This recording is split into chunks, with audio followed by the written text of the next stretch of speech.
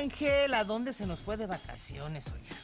No, hombre, muy buenos días. Buenos días. Y buenos días a quienes nos escuchen en este momento. Mm. Como suelo decir, esa inasible chuleta se niega a ser atrapada y tengo que andar aún en estos días santos, por lo de Semana Mayor, tener que andarla correteando, pues, porque no queda otra en estos momentos.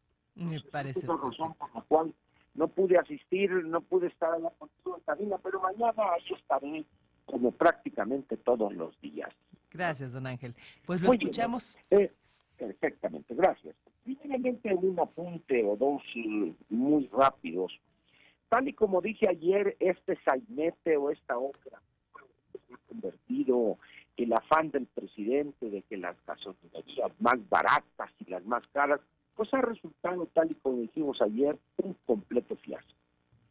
Esta burocracia, que no es la primera en pretender hacerlo, que quiere regular el mercado y quiere saber más que los consumidores, en vez de poner las condiciones de transparencia, de eficiencia, para que el consumidor sea el que decida, ahí anda con sus cosas. No está la sociedad, es la más barata y resulta que tiene cerrada más de un año, cosas así. Pero evidentemente no es ni el presidente mismo, ni la secretaria de Energía, sino la Comisión Reguladora de Energía. Ellos son los responsables, porque, como bien sabemos, pues el presidente es el poseedor de la sabiduría universal y eso no se puede equivocar. ¿En qué va a terminar esto, Wendy? En un sainete, en un ridículo completo. Al final de cuentas, el problema de los altos precios de la gasolina y del diésel en este país se encuentra en Petróleos Mexicanos. Ahí es donde está la causa originaria y en tanto no enfrentemos esa realidad, el gobierno andará manipulando el IEPS, que únicamente se va a reflejar en una entrada menor de recursos para el erario, y después tendrán que hacer recortes. Dejemos entonces eso y vayamos a otro apunte también rápido, pero este sí más importante. Esto lo tendrán que dilucidar los expertos en derecho constitucional. ¿Por qué, güey? ¿Es posible mediante un decreto cancelar una reforma constitucional? Y me refiero a esta intentona del presidente de mediante un memorándum, mediante un simple oficio, ordenarles al secretario de Educación Pública y a quien tenga que ver con esto, no apliquen la reforma que se aprobó por parte del Congreso de la Unión y el Constituyente Permanente durante el sexenio de Peña. ¿Es posible hacer eso? Digo, porque si se llega a la conclusión de que así es, pues prácticamente estamos, Wendy, ante prácticamente un golpe de Estado técnico. ¿Por qué? Porque se nulifica mediante un oficio la labor de un pilar fundamental del Estado, que es el Poder Legislativo. Poco importaría que el Legislativo aprobare una reforma constitucional y el Constituyente Permanente lo aprobare también, pero de repente el Ejecutivo dice, me vale y esto se cancela. Eso, en términos prácticos, significaría un golpe de Estado técnico. Yo no sé quién le metió esa idea en la cabeza al presidente de la República, que es posible hacer eso. Simplemente con una firma, hecho abajo una reforma constitucional vigente, operando, aplicándose, para regresar a una situación previa a esa reforma, donde todo el mundo señalaba la venta de plazas, los controles estos de la CENTE, de la sección 22, etcétera. Muy bien, esperemos también a ver qué sucede, y ya en el Congreso, tanto en Cámara de Diputados como en Cámara de Senadores, hay conocedores del derecho constitucional. En el Senado está el doctor en Derecho, el senador Ricardo Monreal, y en Cámara de Diputados debe de haber alguien que le entienda a esto, no Mario Delgado, por supuesto, que tal parece que ni economía aprendió en el examen. Vamos a avanzar pues a ver qué sucede eso, y vayamos al tema de hoy. Se celebrarán, Wendy, como dijimos ayer también, 2 elecciones para la gubernatura, una en Baja California y otra en Puebla. al Puebla, como sabemos, es extraordinaria, y la de Baja California ordinaria, con la salvedad de que será un periodo de 2 años, porque empataría a partir del año 2021 con la elección intermedia federal. Esto con miras a lograr una mayor eficiencia en el uso de los recursos y no estar teniendo elecciones cada año como era anteriormente. Muy bien. Está sucediendo, Wendy, una cosa muy curiosa en estas 2 elecciones a la gubernatura. Normalmente uno tiene la idea de que en una elección de esta importancia se enfrentan estructuras partidarias contra estructuras partidarias. Sin embargo, a medida que los años van acumulándose y los partidos se van desacreditando o van desprestigiándose a una velocidad increíble, las personalidades de los candidatos propuestos suplen a las estructuras partidarias. Hoy lo estamos viendo en esas 2 elecciones. Están compitiendo personalidades o personas con sus atributos, pero también con sus negativos.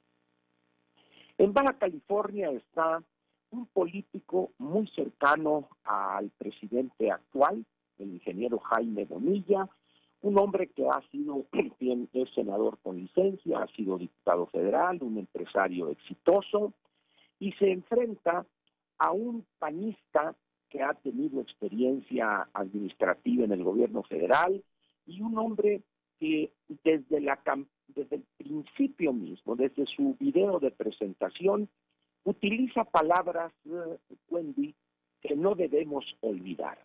Futuro, talento, capital humano, jóvenes, modernidad. En cambio, el ingeniero Bonilla repite este mantra del gobierno actual. Juntos haremos historia, en la cuarta transformación, etcétera, etcétera, lo que ya conoce. Aquí habría que ver, ¿comprará el electorado de Baja California este discurso que tuvo un gran éxito en la campaña presidencial donde arrolló Andrés Manuel López Obrador? ¿Comprará el electorado de Baja California este discurso o se decantará en favor de un discurso de modernidad, de futuro, etcétera?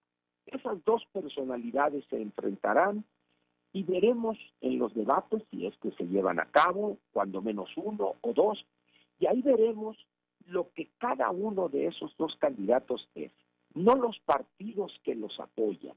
En el caso del PAN es uno solo y en el caso del ingeniero Bonilla es una coalición.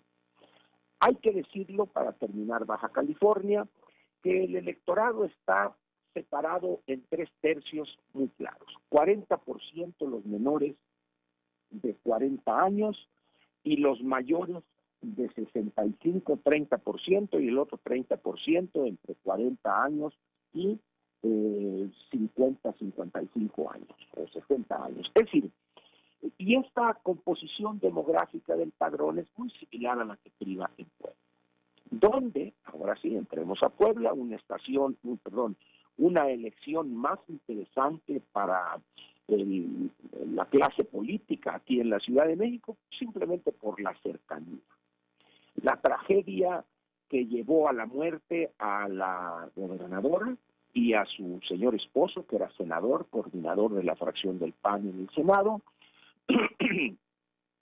Hay un gobernador ahorita interino, creo que es interino el nombre correcto, y se ha debido realizar una elección extraordinaria este 2 de junio.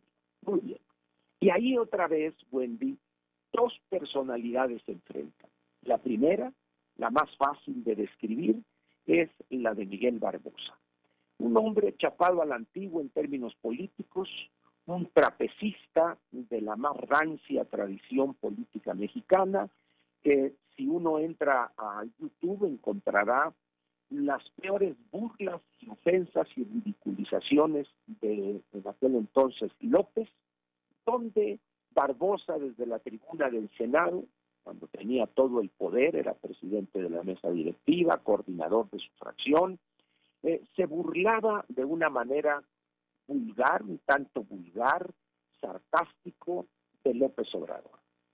Sin embargo, vueltas que da la vida, sale del PRD, que lo había llevado al Senado, lo había apoyado, y aparece en Morena y cae parado. Un hombre que poco se conocía de él, pero hoy todo el mundo sabe las propiedades que tiene. Una de ellas es la casa que fue propiedad del licenciado Miguel de la Madrid en Coyoacán, y un rosario más o menos interesante de propiedades inmobiliarias de alto valor. También sus gustos por las cuestiones finas. Durante la campaña se le sacaron o exhibieron una serie de vouchers o de pagarés de American Express, donde se gastó cientos de miles de pesos en una visita de 2 o 3 días a Londres y 2 o 3 a Roma en un viaje cuando acompañó al presidente. Es decir, el licenciado Miguel Barbosa es un hombre, el típico político que aprovecha la llegada a un alto puesto para enriquecerse de manera rápida, ofensiva e impune. Un hombre sin luces intelectuales, no se le conoce declaración alguna para recordar. Y enfrente está una persona que es la antítesis de Barbosa, un hombre que tiene una gran experiencia en materia de estudio de las finanzas públicas, un doctor en economía, un hombre que no se le conoce ni se le ha acusado de corruptelas, un hombre, para decirlo en una expresión rápida, un hombre decente, un hombre que ha dedicado a la formación, se ha dedicado a la formación de capital humano, de jóvenes, y gran conocedor por su paso por uno de los think tanks más importantes hoy en México, el Centro de Estudios Espinosa Iglesias, y él con una campaña diferente, una campaña fresca, una campaña otra vez, y aquí recuerdo las palabras clave de la campaña de Oscar Vega en Baja California: futuro, talento, capital humano, educación, modernidad, de tal manera que parece que el Partido Acción Nacional está tomando esas 4 o 5 palabras como el centro de lo que podrían ser sus campañas para las gubernaturas en el año 2021. ¿Qué hará el electorado poblano, que tiene una estructura muy similar a la de Baja California? ¿Se decantará en favor de un personaje casi perverso como es Miguel Barbosa, corrompido hasta el tuétano, o se decantará en favor de un estudioso de las finanzas públicas, un hombre con una gran experiencia en ese sentido, pero sin experiencia en la política práctica real, un hombre estudioso de eso, pero no un político profesional? Se decidirá la sociedad poblana, los electores poblanos, por un hombre que no tiene tacha, pero que tampoco tiene presencia en la política tradicional. Algunos dicen que eso es una cualidad, lejos de ser un defecto. Ahí están las posibilidades, Wendy, y terminaría mi comentario con esta pregunta. Lo que pasó este viernes, hace 4 días, ¿tendrá efecto en la intención de voto de los ciudadanos? Porque habrá elecciones en 6 estados de la República, solo en 2 gubernaturas. ¿Tendrá un efecto que se advertirá? Es decir, ¿habrán visto en esto que sucedió, el sainete entre Ramos y López, les afectará o les influirá en su decisión para votar? ¿Influirá en ellos esta noticia de las gasolinas, que si las más baratas por acá, por allá, o este intento de abrogar una reforma constitucional mediante una firma, un oficio, un decreto? Todas esas cosas, Wendy, creo que van a influir, es mi punto de vista. El electorado, al final de cuentas, en esos 6 estados, será el que determinará el resultado.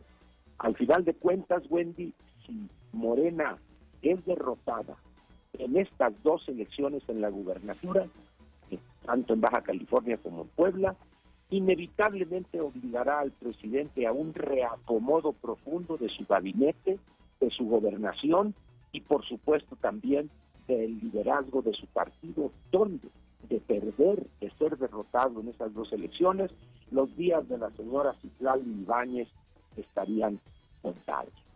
Agarren piedras, diría el clásico, y vamos a ver después de la Semana Mayor la campaña ya en toda su forma, los 4 candidatos principales con todas sus armas y sus espadas bien afiladitas, para darse con todo y llegar al 2 de junio listos para obtener el voto de los ciudadanos. Ese sería mi comentario hoy, Wendy, y te veo mañana en cabina. Por acá lo veo, don Ángel, cuídese mucho, excelente martes. Gracias. Muy Hasta buen luego. día.